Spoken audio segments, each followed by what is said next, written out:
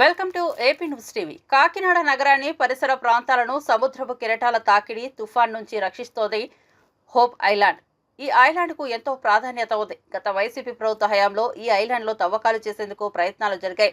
National green tribunal ఆదేశాలతో ఆగాయి. కానీ సముద్రంలో మత్స్యకారులు వేటకు వెళ్తారు.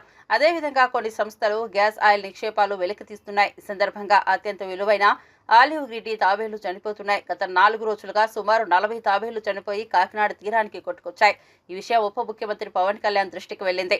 Kakinada beach road, AP IAC, Vakalapudi ప్రాంతాల్లో అరుదైన ఆలివ్ రిడ్లీ తాబేళ్లు అత్యధిక సంఖ్యలో మృతి చెందాయి. ఆలివ్ రిడ్లీ తాబేళ్ల మరణానికి కారణాలు విచారించి దీనికి కారణం అవుతున్న వారిపై చర్యలు చేపట్టాలని, వన్యప్రాణుల పరిరక్షణకు తీసుకోవాల్సిన చర్యలపై సమగ్ర అధ్యయనం చేయాలని ప్రిన్సిపల్ సీసీఎఫ్ చిరంజీవి చౌదరిని ఆదేశించారు. ఈ తాబేళ్ల మృతికి కాలుష్యం ఎంతమాత్రం కాదని ఫారెస్ట్ అధికారులు నిర్ధారించారు. 2 రోజులుగా వారు కాకినాడ తీరంతో పాటు పరిసర ప్రాంతంను సందర్శించారు.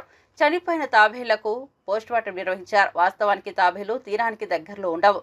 సముద్రంలో కొన్ని వాటికన్ మైళ్ళ దూరంలో ఉంటాయి. అయితే డిసెంబర్ నెలాఖరున, జనవరి నెలలో అవి మ్యాటింగ్ చేసేందుకు ఒడ్డుకు వస్తాయి. ఆ సమయంలో మత్స్యకారుల వలలు బోట్లకు తగలడం, చమురు సంస్థల యంత్రాలకు తగిలి చనిపోతున్నట్లుగా గుర్తించారు. డిసెంబర్, జనవరి నెలలో ఈ ఒడ్డుకు వచ్చి గుడ్లు పెట్టి తిరిగి సముద్రంలోకి వెళ్లిపోతాయి. వాటిని ఫారెస్ట్ అధికారులు సంరక్షిస్తున్నారు.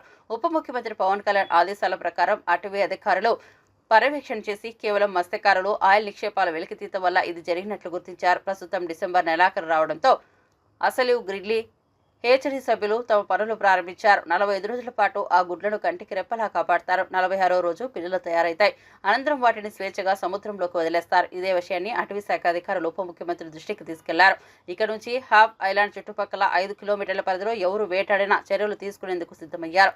కోరింగి ఫారెస్ట్ రేంజర్ వరప్రసాద్ ఆధ్వర్యంలో హెచ్చరీ సిబ్బంది వాటిని పరిరక్షించే పనులు కూడా ప్రారంభించారు. మొత్తం మీద పవన్ కళ్యాణ్ ఆదేశాలు, అటవీ శాఖ ముందస్తు జాగ్రత్త చర్యలతో ఈ తాబేళ్ల సంరక్షణకి తోడ్పాటు జరుగుతుందని ఆశిద్దాం.